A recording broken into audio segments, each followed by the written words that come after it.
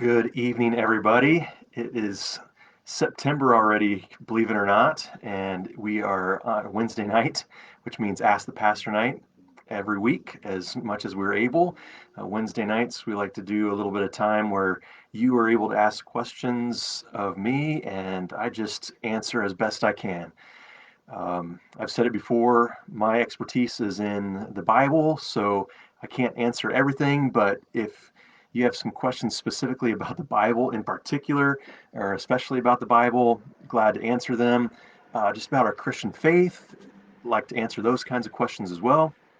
So, welcome to everybody who is joining us tonight, or who might be watching the video a little bit later on as well.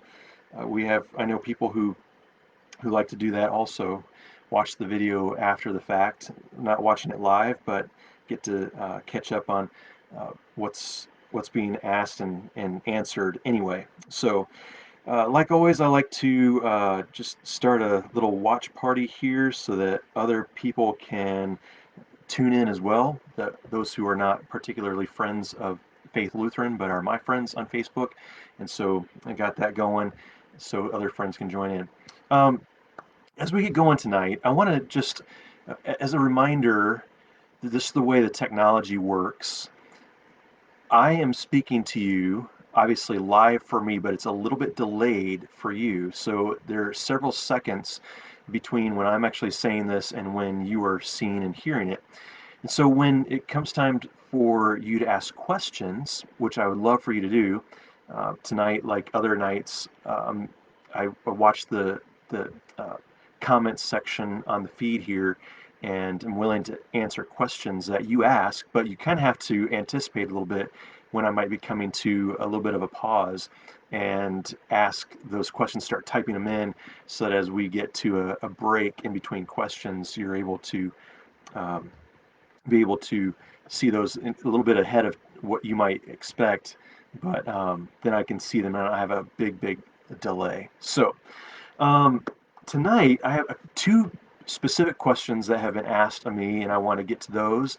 And then, if you have questions about something going on in the world, something that is a question you have about the Bible, something you've always wondered about, and you just have been afraid to ask somebody, the idea is not stump the pastor, but ask the pastor. So you are free to ask those questions if you would like. So, I want to start tonight with a question that someone asked about different kinds of signs that we might see.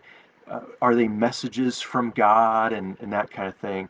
And I'll give the specific question and get into some generalities and then uh, some cautions for us about signs and that kind of thing. So, the person who asked is talking about the morning that her husband passed away. And it was a cold and frosty day. Family is together, and someone looked out the window and saw an icy tree filled with cardinals. Now, this was, she said, February 27th. So, one of the kids told the story of cardinals being messengers from heaven visiting the grieving. And so she asks, is this something that is legitimate, or is it maybe we're trying to read into something that was never meant to be read into? Are we trying to pick out signs that we don't um, like? We want to see something, and we're making it into something that maybe it isn't. So I just kind of want to address that question in general. So things like, well, what about this tree full of cardinals in the middle of winter when it is icy? Could this be a sign on the day my husband died? Could it be a sign that he is well and heaven has sent me a messenger in the form of these birds, and so I can be at peace? Um, God definitely can and has given signs, natural signs and things that happen in the sky and in heaven or in the heavens, I should say, in the night sky and among the stars, that would be signs for people. We certainly know in the Old Testament when we're told in the book of Joshua that the sun stood still because the Israelites needed to continue the battle that was before them. Um, we, of course, the familiar one with Jesus when he was born, then there was a new star in the sky, and the Magi came from the east following that star, and that was a sign for them. There are other signs that are described in the Bible as well, but I think that um, we have to be careful with them. I would definitely not completely dismiss that God does or can work in through signs and through different kinds of natural things that might be messengers to us or that God might use them. But we never know. We never fully know if that is something that God is using or if it's something that we're just, our mind is playing tricks on us, or if we're just trying to read something into it because we want it to be true, even if it's not true. So we just have to be super, super cautious about that. And so we would always say, especially in our Lutheran tradition, that when God speaks, he speaks through his word. And there's never any indication that I know of in the entire Old Testament or New Testament where God has promised, if you see this particular sign, there's a sign of the rainbow, God reminds us of his promise that he's never going to destroy the earth again because, we see this rainbow.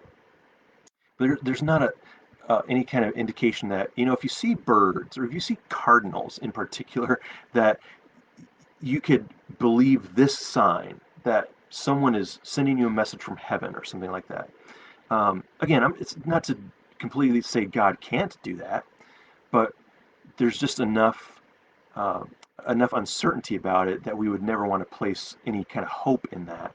We would never want to try to be comforted by a sign that God has never said to us, this is what this means. Um, I think that one of the dangers is, I've actually had two different conversations, interestingly enough, today about this kind of idea of reading into something that we want to be true. And so there's a famous Swiss psychologist. His name is Hermann Rohrbach. And Rohrbach is the guy who developed the famous ink blot test. If you remember, where fold a piece of paper, you put ink in the middle, fold it, crease it over, so you have these ink blots on a piece of paper. And the idea is a psychologist would show you an ink blot on a piece of paper. It's a random shape. It doesn't mean anything. But the question is, what do you see in it? And one person might see an ink blot and they see a butterfly. Another person sees the exact same ink blot, but they see a dragon. And so it was for some time in psychological circles some kind of a test on what you see in an ink blot would say something about your personality or your state of mind, whether you were healthy or whether you had certain things that were on your mind that were maybe signs of a deficiency or illness or addiction or something like that, because you're reading something into those ink blots. That's since been pushed aside, discredited, and no longer used. But uh, Rorschach is his name. Herman, I think I said that wrong. Herman Rorschach. Um, use these ink blots to see what you would read in it. I think that we can have a tendency to look at things that happen in nature and say, well, because this happens, I want this to be true, and therefore that's what I see. When we could read the Bible this way, we could read the Bible as, uh, you know, I want Jesus to be a Republican, and so I read everything that Jesus says through Republican eyes, if you will.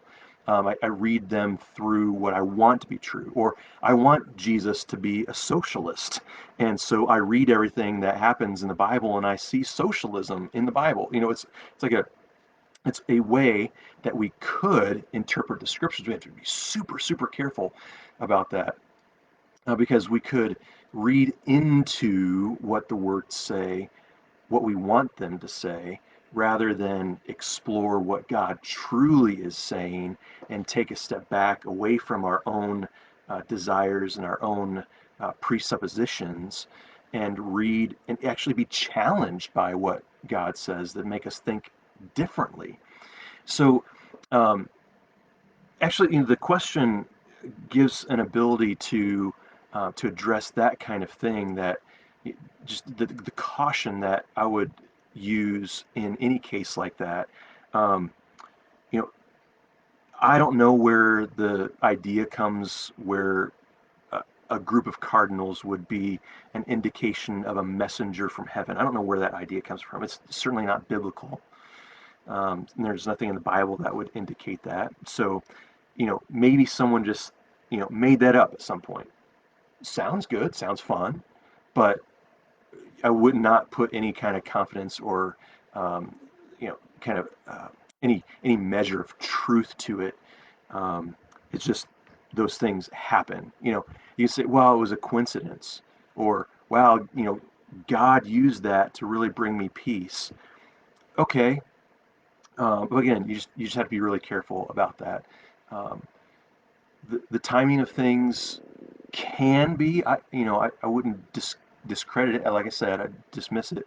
I wouldn't dismiss the fact that God can uh, affect our thinking, affect our decision making, affect our state of being, our peacefulness by, you know, timing some things exactly, in a way that would speak to our hearts and speak to our minds in a way that is not with words. I'm not going to dismiss that. That can happen, but there's no guarantee that that is a message from God. There's a book I read a number of years ago. It's a really small book, and I haven't exactly looked to see if I could find it somewhere else. And I think I lent it to Pastor Dan. He still has it on his desk, so I'll have to ask him for it. But it's called "God Told Me," I think. So it says God told me dot dot dot, I think, with a question mark, because you try to wonder, you try to sense, you try to get a feel for what God is leading you to believe or to do. What is God's purpose for my life? What does God want me to do in this particular situation? What, does He want me to do this or this? You're seeking God's will, and you maybe sense that God is saying something to you. And normally, most of us don't just hear God's voice. Most times, I think when you start to say, I heard God say, it's not an audible voice that you hear. That has happened, can happen. God can do anything He wants. Um, but I'll give you an example, and this is why I read the book a number of years ago. I was deciding whether to uh, deciding what to do with my life. Really, I was studying architecture. I was in architecture college. I woke up in the middle of the night, like 5 o'clock in the morning, kind of in that fuzzy twilight zone. Not quite sure um, what what day it was. I wasn't exactly asleep. I wasn't quite awake yet, but I was in that fuzzy zone, and I swear that I heard, you were going to the seminary and you were going to be a pastor. And I woke up wondering what in the world a seminary was, first of all, and whether I had something funny to eat the night before that was just messing with me and messing with my mind. Okay. So, I heard this, you're going to go to the seminary, you're going to be a pastor. Well, I was studying architecture at that time. I was taken aback by it. And so I was trying to seek out, is this God saying I need to change my life, change my career? And, um, and so I started asking, praying about it. And I found this book. I went to the Christian bookstore. I found this little book. It's called God Told Me, I Think. And I read through it, and some of the principles that it shared is actually written by a Lutheran, it turns out. It's really great, a man by the name of Don Matzat. And So I'm reading this, and I think that it's right on with what the scripture would lead us to. And here's some principles when you're trying to figure out what is God leading me to. Is this something that God is saying to me? Is this something that I just am thinking in my own mind and whatnot? Um, what does God say about it? For sure. What does His Word say? What does the Bible say? So what is God going to ask you to do or not ask you to do? Um, Pray about it. Pray that God would open your eyes, that He would give you the words in the Bible. Sometimes I've had this before where I've prayed, God, give me direction, give me discernment, give me wisdom to make this decision. And I'll open up to the Bible, or be reading a particular devotion, uh, a reading that I have for that day or whatever. And all of a sudden, a particular verse just it's almost like all the other words get fuzzy and those words just become super clear. And it could be in Proverbs or it could be in Romans or whatever. And those words just bam for that particular moment of my life and that particular decision, those words just like that just bring clarity. I've had that before. So, what does God say? What you pray about it and ask for God to show you and guide your decision making. Um, what what are others saying to you? So, what are your friends and relatives who are also seeking God, who are listening to for God's voice or for God's direction? What are they saying to you? And sometimes I've had people who will say something in a conversation and I never expected it, and they could never have known that the words they used meant what they meant in that particular moment because it clicked and it made the decision much more clear because they said something and it's like God was speaking through that person. It's what in the Latin term is vox vivi, the living voice of God or the living voice of the gospel. So, what does God say about it in the scriptures? Pray about it. What are other people saying? And then what doors are open and closed for you? So, when you're making those kinds of decisions, so those are the kinds of principles. But think about that. What doors is God opening and closing? What sort of outward signs are you seeing oh well, this opportunity presented itself completely out of the blue, I never saw it coming, and it's an answer to my prayer? Or I've been wanting to do this, and I keep pushing forward, but all the doors keep closing in front of me, and uh, it's almost like God saying, no, don't go that way. So there are those kinds of things that you watch for.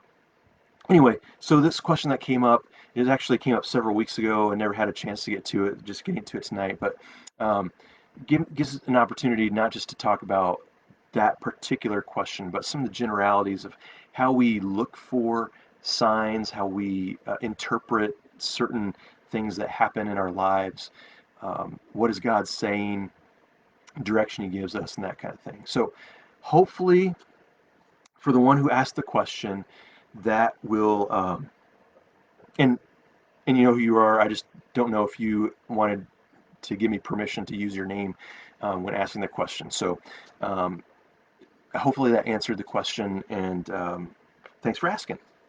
I always love getting questions for Ask the Pastor, and if you want to ask any more about that particular kind of subject matter as far as seeking God, signs, what kinds of signs God might use, feel free to ask away. But anyway, that's his first question tonight. Second question tonight was actually a holdover from last week's Ask the Pastor, and that was in the Gospel of Matthew, because we were talking about Matthew 18 last week, and this week, well, as we were going through Matthew 18, then Carla asked the question about Matthew 21. So if you have a Bible, open it up. If you have it on your phone, you have the app on your smartphone. You can open up the YouVersion Bible or whatever. Then open up to Matthew 21. Matthew 21. There are 28 chapters of Matthew, which means that this is getting toward the end of the story. Just to put in a little bit of a context, very broad, after Jesus is baptized in the Jordan River, then most of his public ministry, most of the story we know of Jesus' teaching and miracles, uh, are set in the context of Galilee. Galilee is in the north. Jerusalem is more in the south of Israel. Actually, in present-day Israel, it's in the center, but everything south of uh, south of Jerusalem is very much desert. So there's not a lot of civilization south. So it's in the southern part of Israel. So um, so Jerusalem more in the center, Galilee in the north. And Jesus spent most of his time around the Sea of Galilee. The Sea of Galilee is where this town of Capernaum is. Capernaum was it's actually even today, if you go there to the Holy Land, it's all in ruins now, but there's a gate that says Capernaum, the town of Jesus, or the city of Jesus, because he spent so much of his time there in that town. And but then you get to this part of the story in Matthew chapter 20 and 21. Uh, Jesus goes to Jerusalem. And it's at this point where he has conflict with the religious leaders. They arrest him. He's crucified and, of course, raised to life on the third day. So we're getting to that place where Jesus is going to Jerusalem because he is going to be killed. He's going there for his mission of laying down his life for the sins of the world, to pay the price of our sin and the rest of the world's sin. But this moment in Matthew 21, when Jesus enters into the city, it's sometimes called the triumphal entry. And Jesus is entering in what's sometimes called the Palm Sunday Road. This is Palm Sunday. They're laying palms on the ground. They're waving palm branches. We celebrate this a week before Easter in our church. And in the tradition, we kind of rehearse this history every year with Holy Week. And it starts with Palm Sunday. Jesus enters into the city. And shortly after he enters into the city of Jerusalem with all the praise, the hosannas, and everything, then he goes to the temple. The temple is right inside of the city gate. And when Jesus enters into the temple, one of the things that he sees is that people are cheating others. They're leaders who are directing the commerce of selling pigeons and lambs and things like that, and doves that are part of the sacrificial system. And we're not told exactly how this works, but it's something like this. If you bring your little lamb in, because you're supposed to bring in a 1-year-old lamb without blemish or defect, and somebody on the way in says, your sheep is not good enough. You see the marking on its leg, that's not spotless. I could sell you a better one. And they would sell you a better, a quote unquote better one. You go and bring your sacrifice in, and they would turn around that sheep that you just traded off and paid a little bit more also, and they would take that same sheep and sell it to the next person, saying this one is better than the one you're bringing in. Just things like that. The money exchange, they would there's some money that was only able to be used in the temple, and then other money that was outside the temple, and so you'd have to exchange it. But then there would be an exchange rate, and so people were cheating other people, uh, treat cheating their fellow Jews out of property and possession and money. Jesus sees all this going on, and he turns over the the tables of the money changers. He turns over the tables of those who are cheating their fellow citizens because he's disgusted, and he says, My house will be called a house of prayer, but you are making it into a den of robbers." That's Matthew 21, verse 13. He's actually quoting scripture, and he's pointing out that uh, you know they're they're acting uh, they're acting in a way that's corrupt, and God won't stand for it.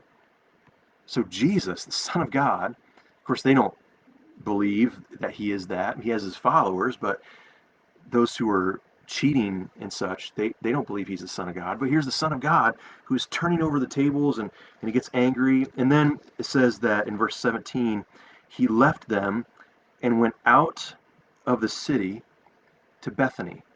So just outside the gate from where the temple is what is called the Kidron Valley. And on the other side of the Kidron Valley, so Jerusalem Valley cuts down. On the other side of the valley is the Mount of Olives. On the other side of the Mount of Olives is this town called Bethany. It was the town of Lazarus, who Jesus had raised from the dead, and Mary and Martha. So Lazarus, Mary, and Martha lived in Bethany. So Jesus goes over to Bethany because presumably he's staying with his friends, Mary and Martha and Lazarus. And according to John, this is very shortly after he raised Lazarus from the dead. So he's going to stay with them. So he spent the night in Bethany according to Matthew 21:17. Well, here's where the question comes in from Carla. That's just kind of the background information.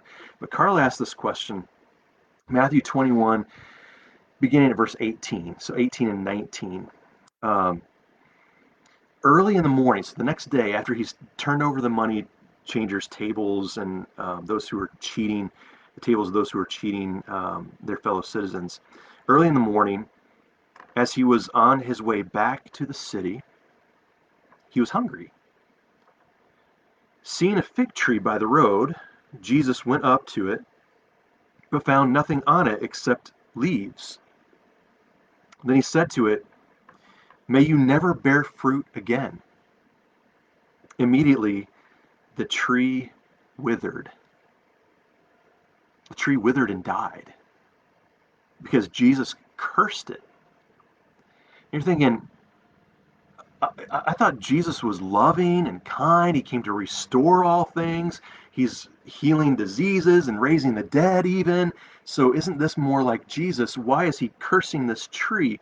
And by the way, when you read this in Mark's gospel, Mark actually adds an interesting fact that this is in Mark 11, I believe.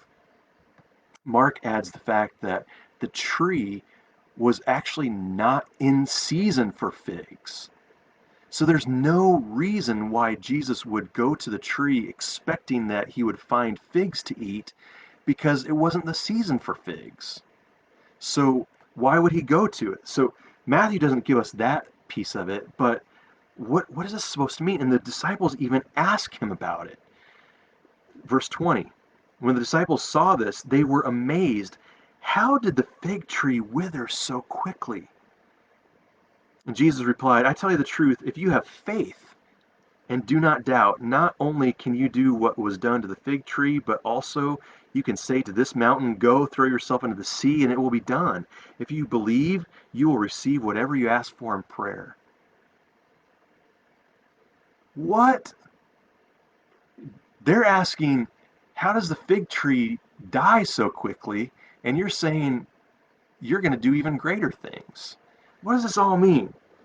So I think you have to understand all of this in context.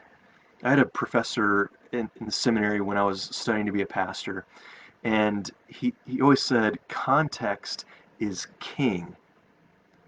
Well, Jesus is king, but you get the idea, right? The context is really, really important. A lot of times we'll read a little passage like this and forget that there's a lot of stuff surrounding it. And so when we read this in context, the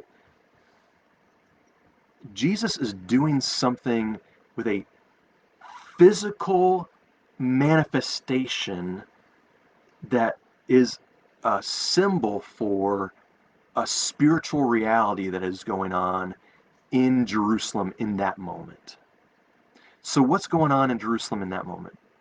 There are a bunch of corrupt leaders of the people who are hypocrites, who are cheaters, who are thieves, who are after their own personal gain instead of serving the people that they're supposed to serve as leaders. So Jesus is, just before this, the turning over the tables and becoming angry with those who are cheating people. There's this righteous anger that Jesus has.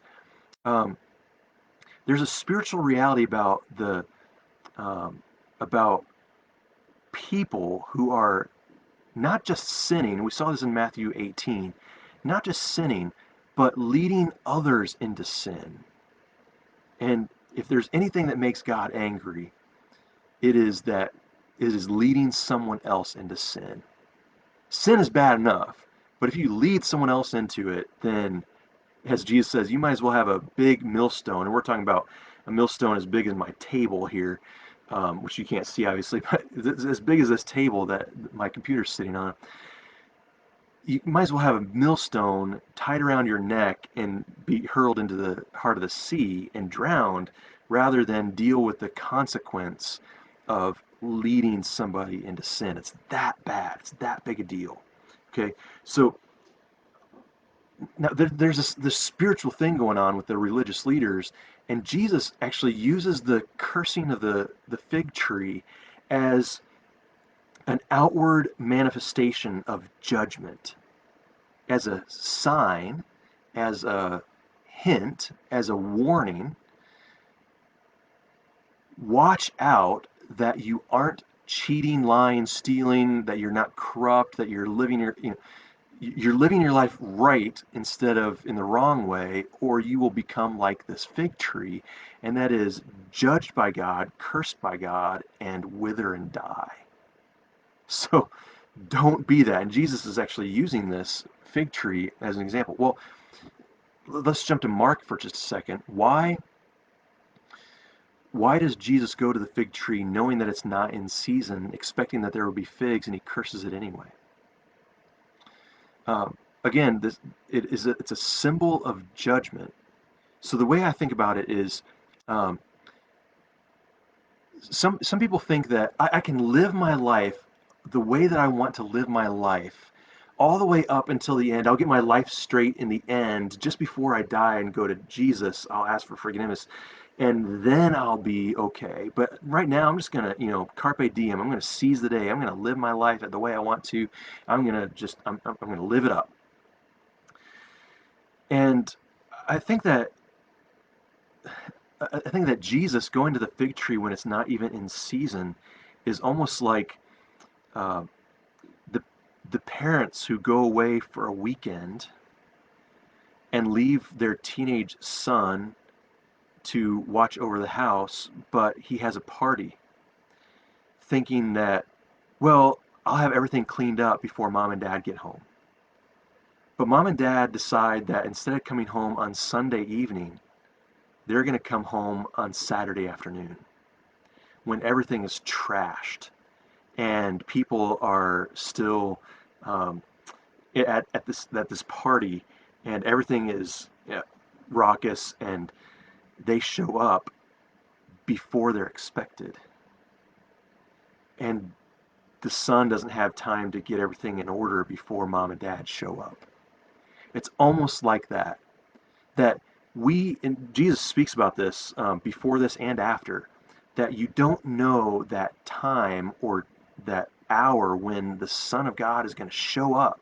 At the end of time, we believe that Jesus is going to come back with the clouds of heaven. He's going to bring his final judgment and open up this new heaven and new earth that he has prepared for us, so that we see the inheritance, we see the prize of our faith. And so when Jesus comes back, and there's been this expectation, right, of all the Jewish people through the Old Testament period, through the intertestamental period. They're expecting that there's going to be some time when the Messiah is going to come, when God comes and shows up on earth. But they're expecting that that's going to be the end. But it's not coming yet, because there's supposed to be some signs to lead us to that, and Elijah's supposed to come back, and so they're living up their life, and they're having a party. But Jesus shows up before they expect it. It's actually what's called, and this is a big fancy term, proleptic eschatology. Eschatology is the end times. Proleptic means that it happens before the end. Before, proleptic. The end shows up before the end. It's like God shows up and surprise, I'm here, and they're not expecting it. And the fig tree, when it's not in season and yet Jesus still curses it, is a sign that you should be ready all the time. Now, granted, the fig tree has its season, so the fig tree is, the poor victim of this image, this portrait that Jesus is trying to give. You need to be ready at every moment. Jesus could come back in the next 30 seconds.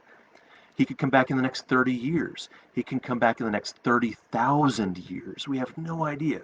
But at every moment, we have to have faith and be ready so that when Jesus shows up. Now, I'm not just making that up. This actually draws in the context of what comes before and after this in Matthew. That what comes after this in Matthew is Jesus being confronted by religious leaders. Who gave you this authority that you would turn over the tables and clear out the temple of people? Who gave you that authority? And they're confronting him. And what do you say about resurrection? What happens in the resurrection? And what about this? What about this? They're trying to trap Jesus. So he's being confronted by this, and he tells a whole series of parables and a whole series of explanations about the end times, about what to expect at the very end, and the signs of the end coming. To be ready, much like if the owner of a house knew at what time a thief was going to come, he'd been ready. There are all these indicators that you have to be ready at any moment. That as you read through Matthew 21, 22, 23, 24, uh, we always have to be ready. And so the cursing of the fig tree, to answer Carla's question, and I've probably spent more time on this than what she would expect or anybody else would expect, but the cursing of the fig tree becomes a warning sign. I said a number of weeks ago when we were talking about why we have to go through difficult times often in this world. Sometimes God is using those difficult times as a way of warning us of future judgment. At the end of time, it is going to be really bad. The judgment of God is fearsome. It is uh, terrifying. It is inescapable. The judgment at the end.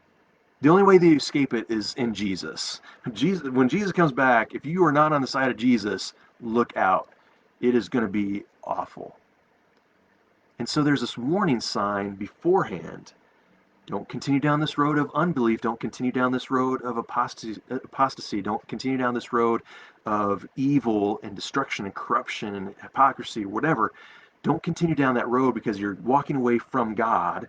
And the little warning signs sometimes kind of get our attention, much like a parent who has to give a little swat on the behind to a child to get them to turn around from this bad behavior. Okay, so uh, this, the that warning sign is, I think, what Jesus is doing here. It's like there's a judgment that is going to come, and the this withering fig tree is nothing in comparison to what will happen in the end when full judgment, full wrath of God is brought upon sinners, and hell is just unleashed on earth because of God's rightful judgment upon the creation.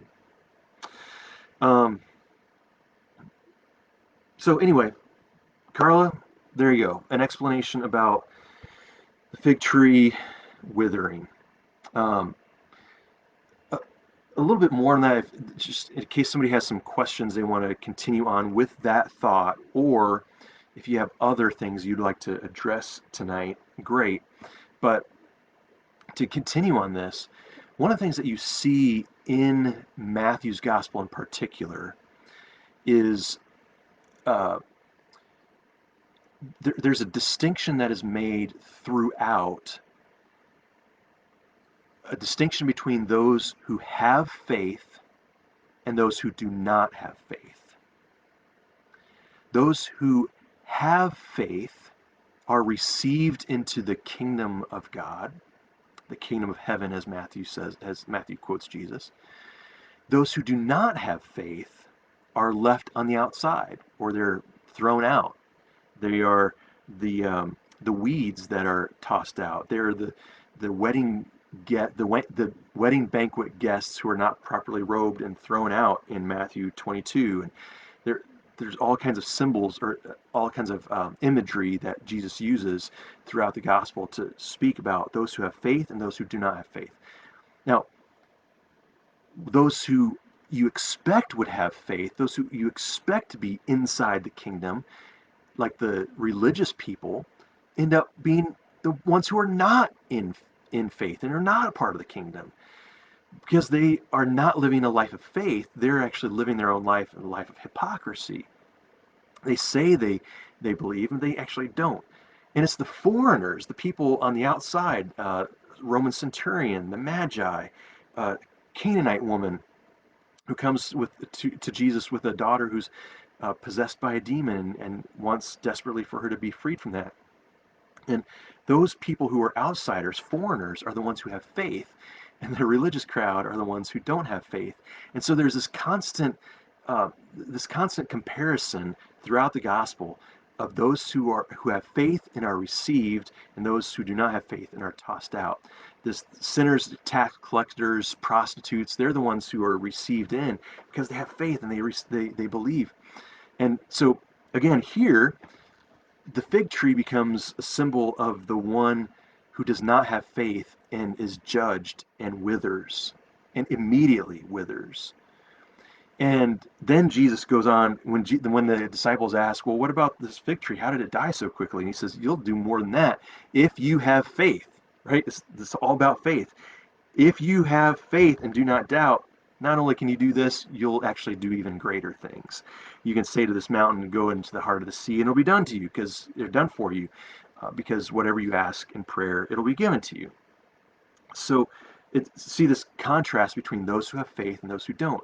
Then, as Jesus gets into Jerusalem now, and for the rest of his ministry until he is arrested, beaten, crucified, he's going to have this constant barrage of questions from those who should get it, who don't, who aren't listening, who don't have faith, and are finding themselves on the outside. Meanwhile, the small group of people are following Jesus and they believe and they testify about his goodness. And yeah, anyway, it's fascinating. We could dig into the detail of this over and over and even look at more examples, but that, Carla, is about the fig tree and the withering, the cursing of it. Um, so you're welcome on the explanation of that. Other questions tonight? Feel free to chime in. While while I'm giving a little bit of space for that, we have about 15 minutes left. Um, I just want to have a little bit of a heart to heart, if you don't mind. I'm going to completely speak off the cuff, nothing planned, but um, I want to speak to some of the unrest and the political tension and animosity that is going on I mean, of course, political animosity is nothing new, but I mean, I've talked to some people who are in their 70s and 80s, and they look at what's going on today and they say, I can't remember a time when people were more vicious and more divided, and where there seems, who do you believe? What truth do I actually listen to? And the whole idea of the Rorschach ink blots is a reminder to me. I heard somebody say this the other day, and I think they're actually right. What has been going on politically, just in the political realm, in police action shootings, rioting, um, uh, vigilantism. You just look at just in our state of Wisconsin. A little over a week ago, a week and a half ago, we had police action shooting where a black man was shot 7 times by a white police officer. And then, of course, the rioting and the burning and violence that happened in the days after that. Of course, you had some people who came to Kenosha with guns, and there's the fight in between those who had guns, the quote unquote militia, who were trying to protect property, or were they instigating, and just, who do you believe, what was going on with that whole situation. And then 2 people, well, 3 people were shot. 2 of them died. One of them was shot in the arm. I think maybe he lost his right arm because of that. And so the 17-year-old uh, who pulled the trigger on those 3 is in jail in Illinois. So you've had this whole thing of police action shooting, shooting by a 17-year-old in the days that followed after it. Of course, the National Guard has been brought in, and you listen. I do this anyway. As part of my role, I think, as a pastor, and trying to interpret what is going on in the world and speaking God's truth into what's going on in the world. I spend time every day, every week, listening to what is going on in the world. And I'm watching these events, and I see the video of the police officers who are trying to pull on the shirt of Jacob Blake, and see the video of hearing the pop, pop, pop, pop, pop, pop, pop, where he was in the car. And what do you believe about this? Because on one side, you say, you hear people saying, well, this man was actually a horrible person. Doesn't mean he would deserve to be shot in the back, but he was a horrible person, a rapist even.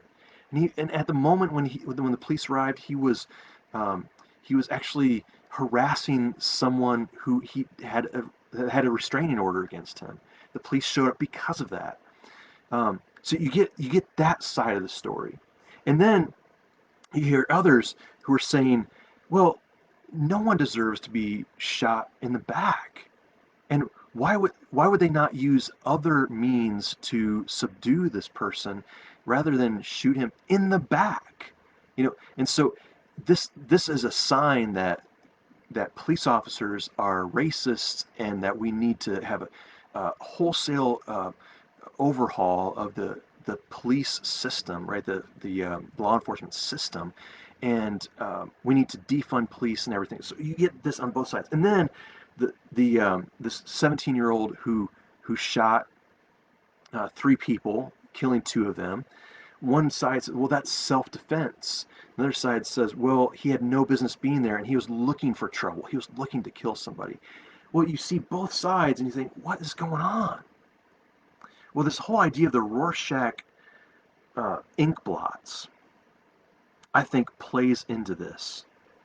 And that is, you see in those 2 events what you want to see. If your presupposition is that police officers, law enforcement officials are that the whole system is weighted against black people, and that's systemic racism. If your presupposition, if your lens through which you're reading that is that it's systemically racist, you are going to read those events as this is evidence that even though we don't know all the facts yet, there's no body cam imagery that we've seen. We haven't heard all the facts yet, and we could jump to conclusions saying, well, it's racism, right? So we could read it as that because you're reading what you want to read into it, or you say, well, this guy was really awful, and you read it from a whole nother side of things, and you say, well, that guy got what he deserved because you are reading into that situation what you want it to be. Um, Same thing with the 17-year-old. Did he have a right to be there? That's tough to say. Did he have a right to self-defense? Probably, but why was he there in the first place, right? You could read into those moments of all the images that we've seen, the videos that we've seen of the events of Kenosha, and read into it what we want. And I think this is going on left and right in our nation. And it's happening not just in Kenosha, but in a lot of other things. So, as an example, President Trump can speak for 30 minutes about something, and those who are opposed to President Trump will hear those words as one thing, and those who are supporters of President Trump will hear them like it's a 180-degree difference. We're all watching the same speech and listening to the same words, but we come to different conclusions about what he said. One of them cheers and says, "Yes, that's a great speech," and the other one says, "That was a bunch of trash." And it's and so and same thing with Joe Biden. Um, we read into, we watch, and we listen, and we hear what we want to hear. We see what we want to see, and I think that we have to be really, really careful. And I think, especially as Christians, we don't jump to quick conclusions about what someone says or does, assuming that we know their motivation, we know that what's in their heart. We don't know what's in anybody's heart. I was thinking about this the other day. I sometimes I don't even know my own motivation for some things that I do. No way someone else knows why I did what I did.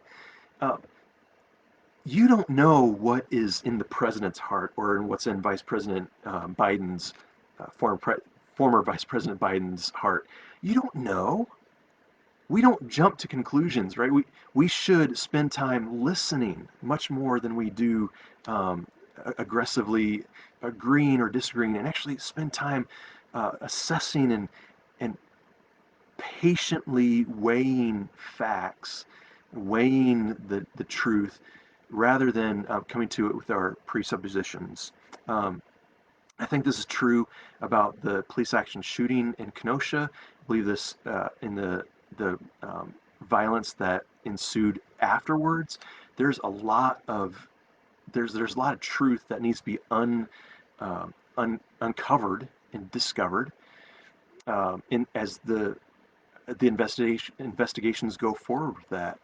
Um, it could be that we are reading something into it that is completely untrue, and we have to be really cautious about that and give others a lot more benefit of the doubt about what what they believe than what we typically give them. When somebody disagrees with my view or disagrees with my opinion, they have that opinion and that view for a reason. Most people are not just idiots. Most people believe what they believe and think what they think about particular situations or about the political environment for a reason.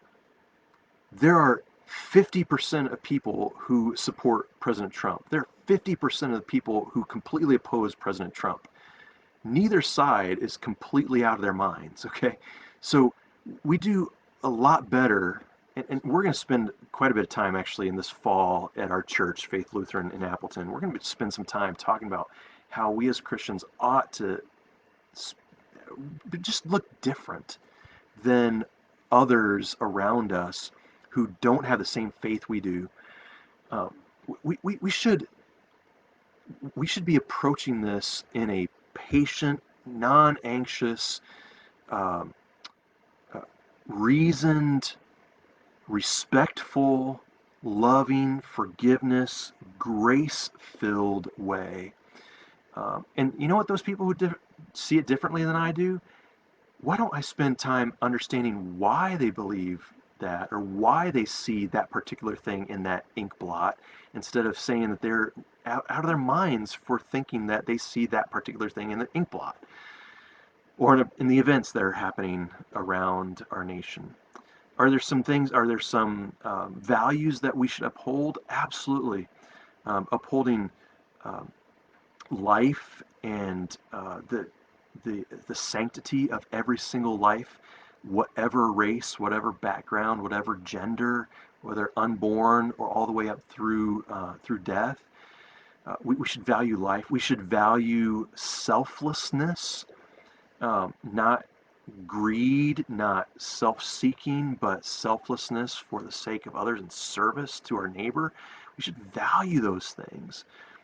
We should value honoring people above ourselves, and you know, read read the events through those kinds of eyes rather than jumping to a lot of conclusions. And yeah, anyway, just we should patiently work through those differences with neighbors. I don't know if you've noticed this. Um, maybe it's maybe it's still early. We're still 2 months away from the election, but I'm surprised how few yard signs I see right now for the election in November. I expected that we would see so many more yard signs for Trump or Biden, and you see them around, but you don't see as many of them. And I think part of it is there's just so much venom, there's so much hatred for people on the other side of those questions, those values, those the other side of the opinion about who should be the next president and who should be elected to Congress and so forth. There's so much um, so much venom and aggressive hatred for people on the other side that people are just I'm not gonna display what I'm what I believe or who I'm gonna vote for at all, because I don't need that uh, that opposition, that hatred in my life. And so I'd rather just live at peace with my neighbor. Well, that's a good thing, I think. We should live at peace with our neighbor, and even when they have a very different opinion. So if they have the yard sign of very different um, uh, political person than what you would have in your yard, they have the opposite candidate's sign.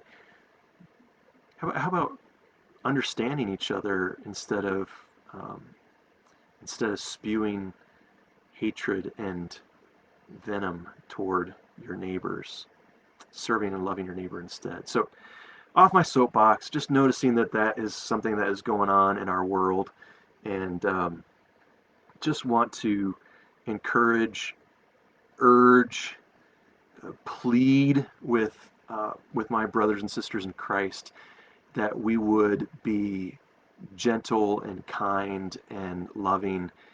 Um, you know, the kingdom of heaven, the kingdom of God, is not dependent on whether the United States of America stands as it was founded or if the United States becomes a socialist country. We Okay, so if the United States becomes a socialist country now or in the future, that does not that's not the end of the world. Nothing is the end of the world except the end of the world. And God's kingdom still stands, and we're truly citizens of heaven, not, I mean, we're citizens of the United States, don't get me wrong. We want the best for the United States. But way more important is that we are citizens of heaven, and we're living our lives in such a way that people would notice that we're children of our Heavenly Father, that we are kind, loving, gentle, forgiving, grace-filled, courageous, uh, bold witnesses for Jesus. And if we make our voice all about Republican Party or all about Democrat Party, we may just lose the opportunity to speak into somebody else's life because they so disagree with us politically that they'll never hear us about the most important thing, way more important thing, and that is about the gospel of Jesus Christ. So we ought to do everything we can to be able to have opportunity to speak because of the way we live, the way we live with honesty and gentleness and respect for other people, um, and we would attract an opportunity to share Jesus with them instead of turn people off to that opportunity to witness. So It is 7:30, and I didn't intend to go that long on that whole thing about Kenosha and politics and everything else, but hopefully, again, just heart to heart with everybody. I didn't see any other questions that came up in the feed tonight, but Anne, Anne, I'm seeing a question. Um, let me address that. Don't we want the best for those we will leave behind the next generation? Absolutely, and we ought to fight for that.